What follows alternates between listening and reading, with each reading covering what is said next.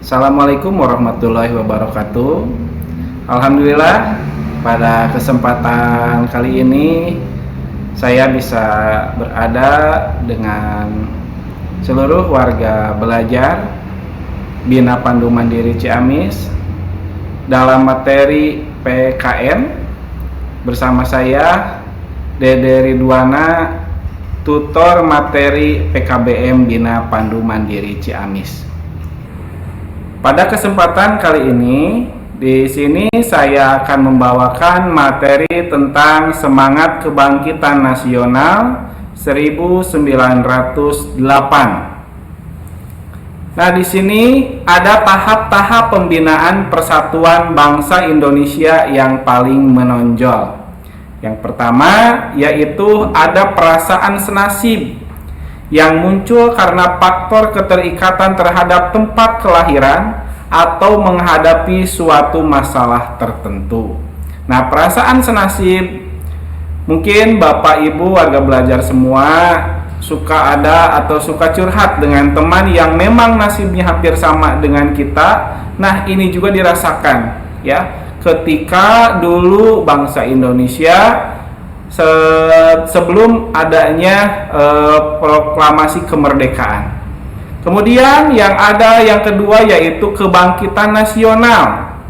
Pergerakan perjuangan bangsa Indonesia yang mulai menyadari kondisi dan potensi sebagai suatu bangsa. Nah, di sini mulai ada dari para pemuda untuk melakukan proses kemerdekaan ya, karena adanya kebangkitan nasional bahwa kita itu bisa menjadi negara yang merdeka. Kemudian yang ketiga yaitu Sumpah Pemuda ya,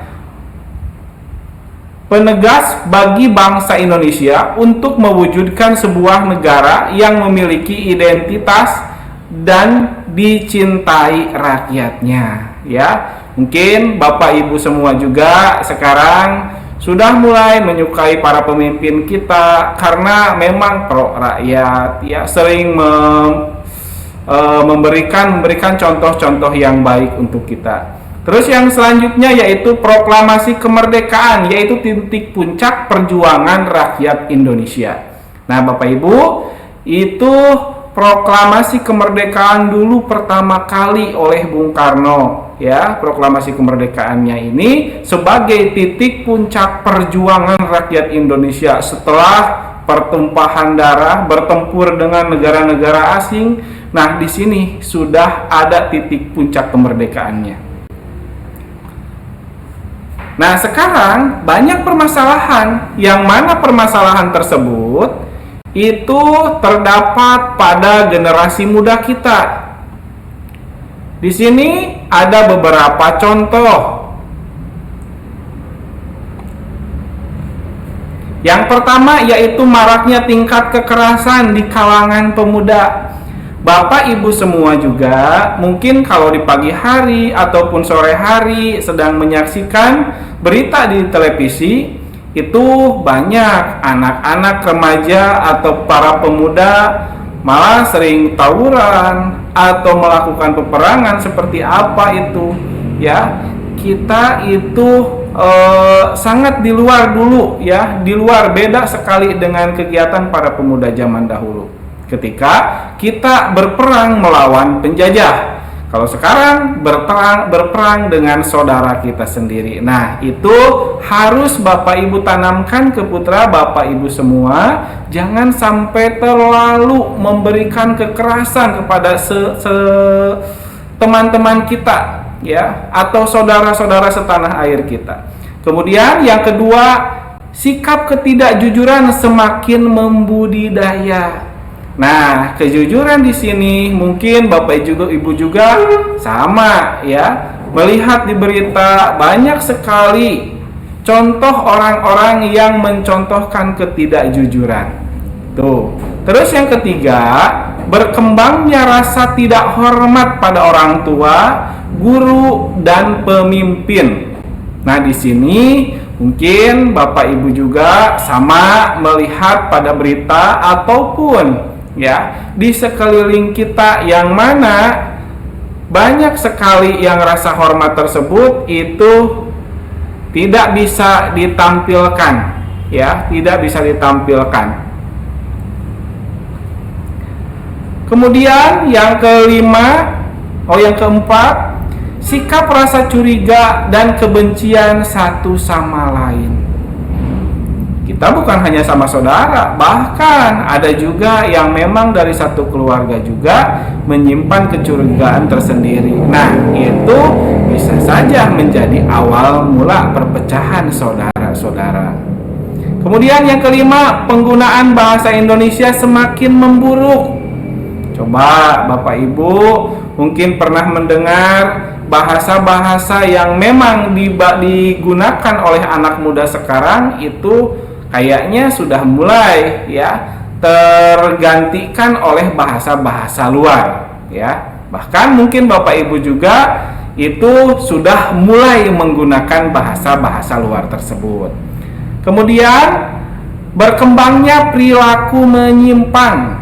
Nah, perilaku menyimpang ini banyak sekali contohnya Bapak Ibu, ya. Mungkin Bapak Ibu semua, warga belajar semua juga melihatlah apa yang memang menjadi perilaku menyimpang seseorang, di mana perilaku menyimpang tersebut itu bisa mencederai dirinya yang melakukan, keluarganya, bahkan di daerahnya.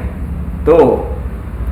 Kemudian yang ketujuh, kecenderungan mengadopsi budaya asing. Apa yang Bapak Ibu lihat sekarang, adopsi budaya-budaya asing sudah memang masuk ke Indonesia.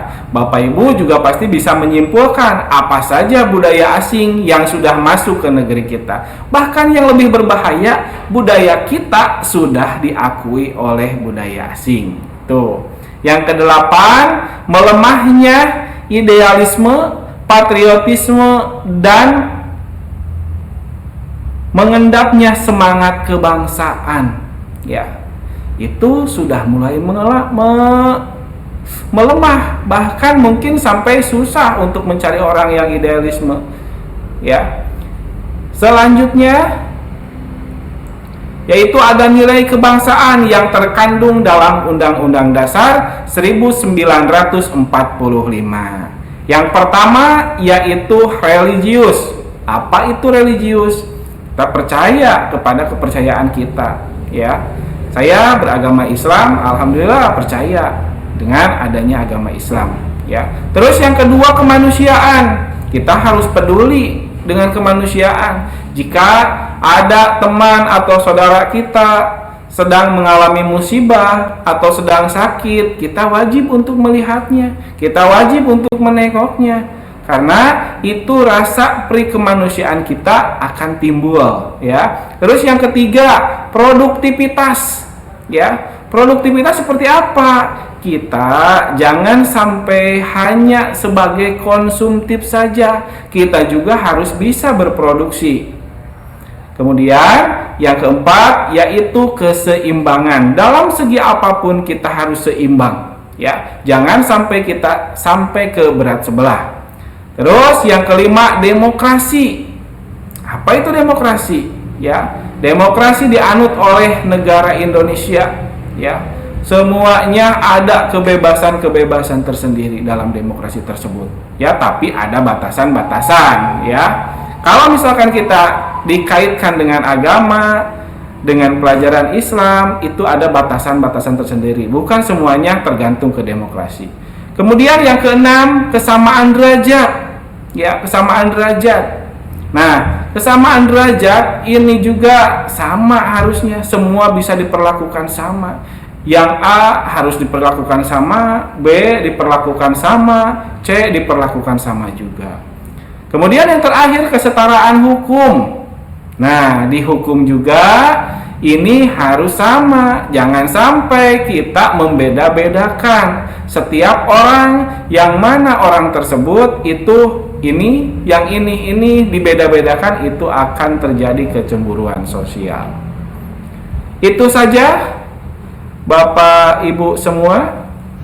Demikian Bapak Ibu semua untuk materi yang sekarang. Jangan lupa penilaiannya dikerjakan. Nantinya supaya Bapak Ibu warga belajar semua mendapatkan nilai yang baik, nilai yang bagus ya. Itu saja dari saya. Akhir kata, wassalamualaikum warahmatullahi wabarakatuh.